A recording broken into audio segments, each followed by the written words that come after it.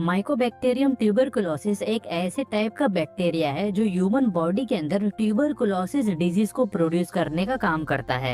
ऐसे ड्रग्स, ऐसे मेडिसिन जो इसी ट्यूबरकुलोसिस को ठीक करने का काम करते हैं, ऐसे ही टाइप के ड्रग्स को एंटी ट्यूबरकुलर ड्रग्स बोला जाता है। एंटी ट्यूबरकुलर ड्रग्स को एंटी टीबी ड्रग्स भी बोला जाता है। अगर हम बात करें इसके क्लासिफिकेशन की, so anti tubercular drugs total 2 main part में क्लासिफाई होते हैं। सबसे पहला है first line anti tubercular drugs. इसके एग्जांपल है isoniazid, rifampicin, pyrazinamide, ethambutol and streptomycin.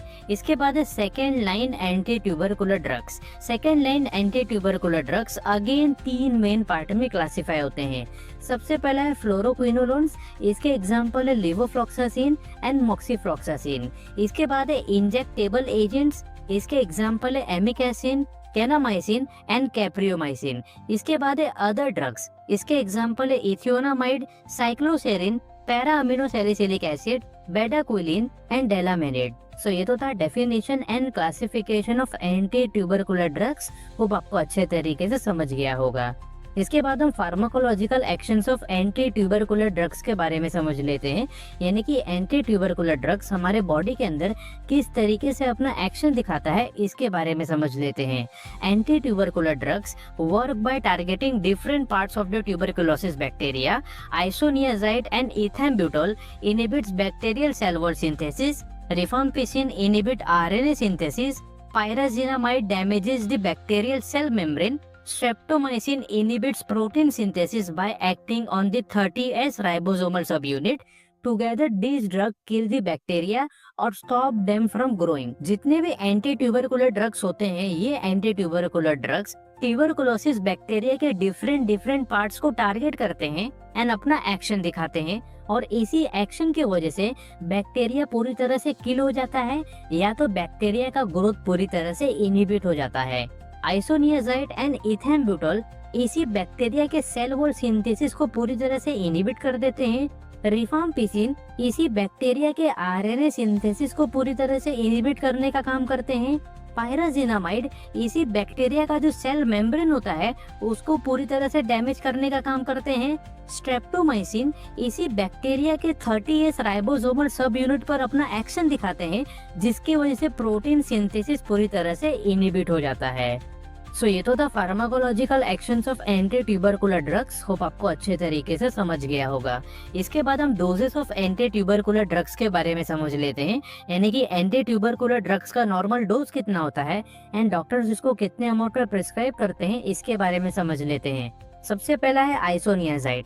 Isoniazid का नॉर्मल डोज होता है 300 मिलीग्राम, जिसको ओरल रूट के जरिए डेली दिन में एक बार लिया जाता है। इसके बाद है रिफाम्पिसिन। रिफाम्पिसिन का नॉर्मल डोज होता है 450 मिलीग्राम से लेकर 600 मिलीग्राम, जिसको ओरल रूट के जरिए डेली दिन में एक बार लिया जाता है। इसके बाद है पायराजिनामाइड। पायराजिनामाइड का नॉर्मल डोज होता है 1500 मिलीग्राम से लेकर 2000 मिलीग्राम, जिसको ओरल रूट के जरिए डेली दिन में एक बार लिया जाता है।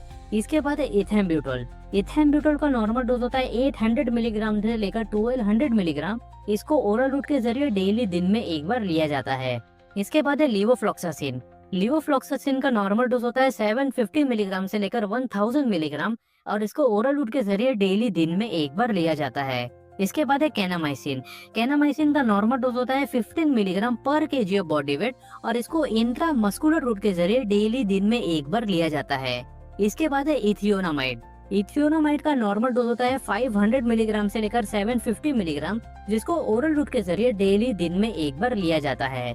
इसके बाद है साइक्लोसेरिन। साइक्लोसेरिन का नॉर्मल डोज होता है 250 मिलीग्राम से लेकर 750 मिलीग्राम, जिसको ओरल रूट के जरिए दिन में कई बार डिवाइड करके लिया जाता है। इसके बाद है para amino salicylic acid.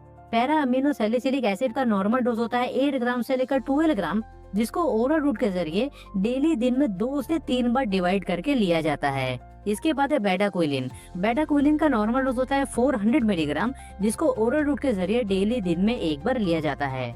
Last है डेलामिनेड। इसका नॉर्मल डोज होता है 100 मिलीग्राम, जिसको डेली दिन में 2 बार लिया जाता है। सो ये तो था doses of anti tubercular drugs. Hope आपको अच्छे तरीके से समझ गया होगा। इसके बाद हम indications of anti tubercular drugs के बारे में समझ लेते हैं, यानी कि एंटी ट्यूबरकुलर ड्रग्स का यूजेस क्या क्या है एंड कौन कौन से डिजीज एंड कंडीशन को ठीक करने के लिए इनका इस्तेमाल किया जाता है, इसके बारे में समझ लेते हैं।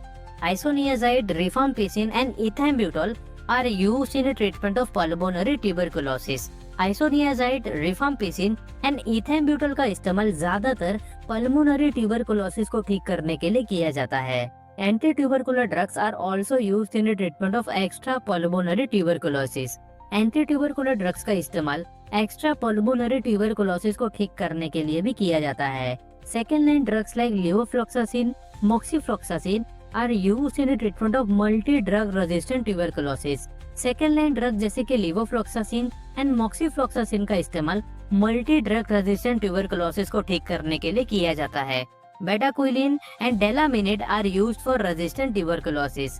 बेटाक्विलिन एंड डेलामिनेट का इस्तेमाल रेजिस्टेंट ट्यूबरकुलोसिस को ठीक करने के लिए किया जाता है।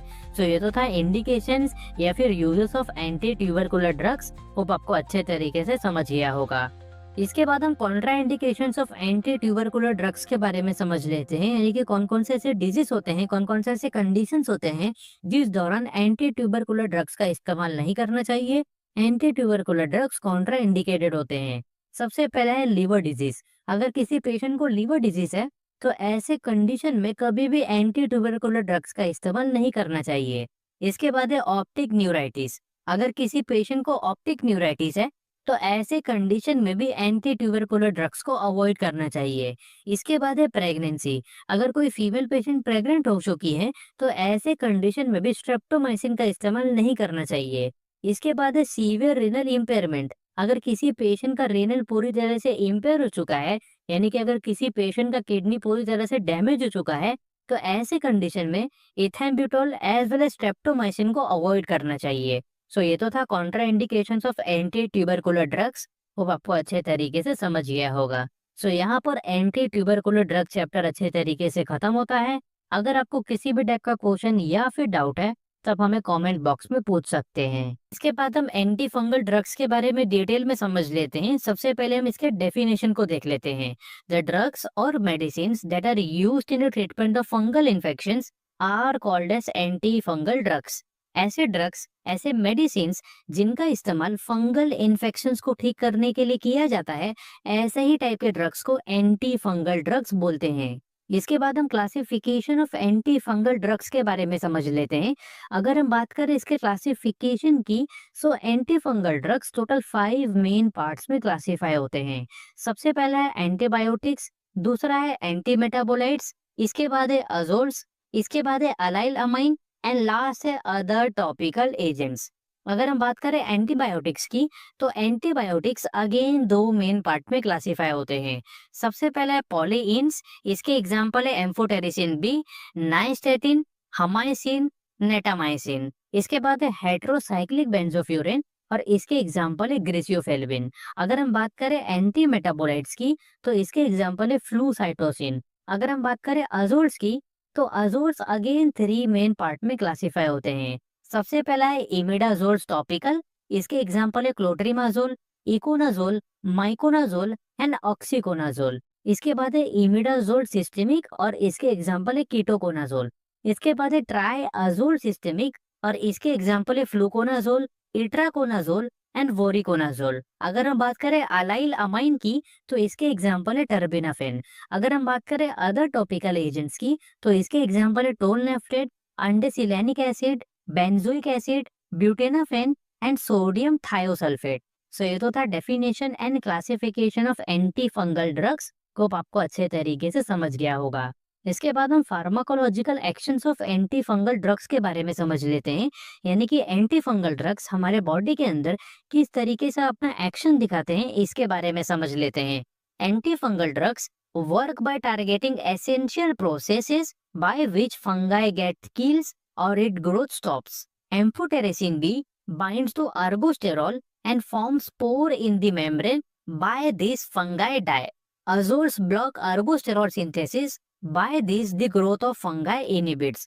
Terbinafene interfere with ergosterol production. By this, fungi die. Griseofulvin stops fungal cell division. Flucytosine inhibits DNA. And RNA synthesis.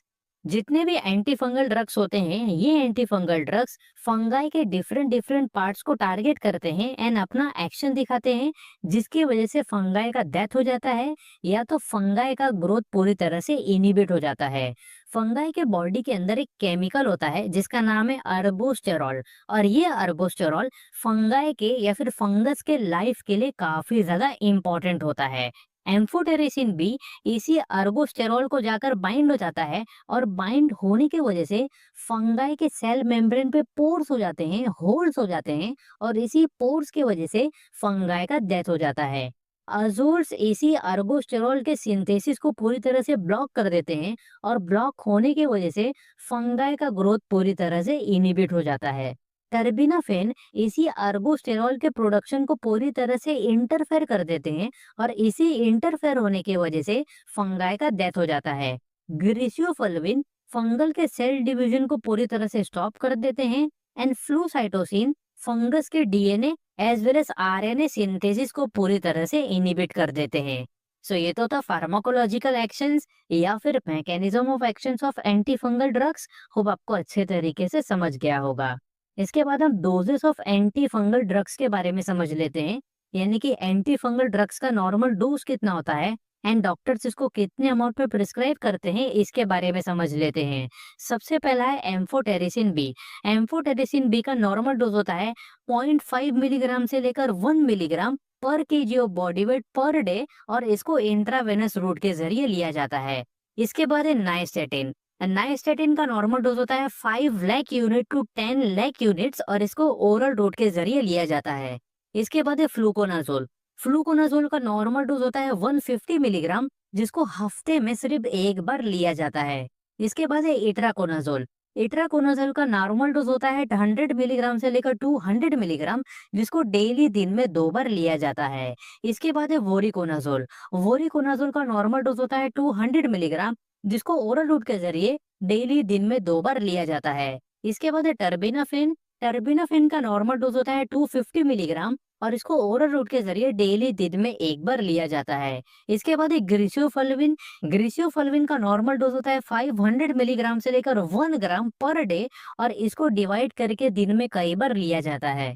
Last है फ्लूसाइटोसिन। फ्लूसाइटोसिन का नॉर्मल डोज होता है 100 मिलीग्राम से लेकर 150 मिलीग्राम पर KG of body weight per day, और इसको दिन में कई बार डिवाइड करके लिया जाता है। सो ये तो था doses of anti fungal drugs. Hope आपको अच्छे तरीके से समझ गया होगा। इसके बाद हम indications of anti fungal drugs के बारे में समझ लेते हैं, यानी कि एंटी फंगल ड्रग्स का यूजेस क्या क्या है, इसको देख लेते हैं। Nystatin, terbinafine are used in treatment of superficial fungal infection.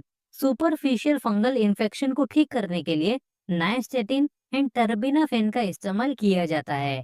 Amphotericin B, fluconazole, itraconazole are used in treatment of systemic mycosis. Systemic mycosis को ठीक करने के लिए amphotericin B, fluconazole and itraconazole का इस्तेमाल किया जाता है। Voriconazole is used in the treatment of candidiasis and aspergillosis. Candidiasis and aspergillosis को ठीक करने के लिए वोरिकोनाजोल का इस्तेमाल किया जाता है। Griseofulvin and terbinafine are used in treatment of dermatophytosis and ringworm infection. Dermatophytosis and ringworm infection को ठीक करने के लिए griseofulvin as well as terbinafine का इस्तेमाल किया जाता है। Amphotericin B with flucytosine is used in treatment of cryptococcal meningitis. Cryptococcal meningitis को ठीक करने के लिए एम्फोटेरिसिन के साथ साथ फ्लूसाइटोसिन का इस्तेमाल भी किया जाता है। सो ये तो था इंडिकेशंस या फिर uses of anti fungal drugs. Hope आपको अच्छे तरीके से समझ गया होगा। इसके बाद हम Contra indications of anti fungal drugs के बारे में समझ लेते हैं, यानी कि कौन कौन से ऐसे डिजीज होते हैं, कौन कौन से ऐसे कंडीशंस होते हैं जिस दौरान एंटी फंगल ड्रग्स का इस्तेमाल नहीं करना चाहिए, एंटी फंगल ड्रग्स को अवॉइड करना चाहिए। सबसे पहला है लिवर डिजीज। अगर किसी पेशेंट को लिवर डिजीज है तो ऐसे कंडीशन में कीटोकोनाजोल एंड इट्राकोनाजोल को अवॉइड करना चाहिए। इसके बाद है रीनल इम्पेयरमेंट। अगर किसी पेशेंट का रीनल पूरी तरह से इम्पेयर हो चुका है, यानी कि अगर किसी पेशेंट का किडनी पूरी तरह से डैमेज हो चुका है, तो ऐसे कंडीशन में भी एंटी फंगल ड्रग्स का इस्तेमाल नहीं करना चाहिए। इसके बाद है प्रेगनेंसी। अगर कोई फीमेल पेशेंट प्रेग्नेंट है तो ऐसे कंडीशन में ग्रीसियोफल्विन एंड फ्लूकोनाजोल का इस्तेमाल नहीं करना चाहिए। इसके बाद है बोन मैरो सप्रेशन। अगर किसी पेशेंट को बोन मैरो सप्रेशन कंडीशन है, तो ऐसे कंडीशन में फ्लूसाइटोसिन का इस्तेमाल नहीं करना चाहिए। लास्ट है हार्ट फेलियर। अगर किसी पेशेंट को हार्ट फेलियर कंडीशन है, तो ऐसे टाइम पर इट्राकोनाजोल का इस्तेमाल नहीं करना चाहिए। सो ये तो था Contra indications of anti fungal drugs.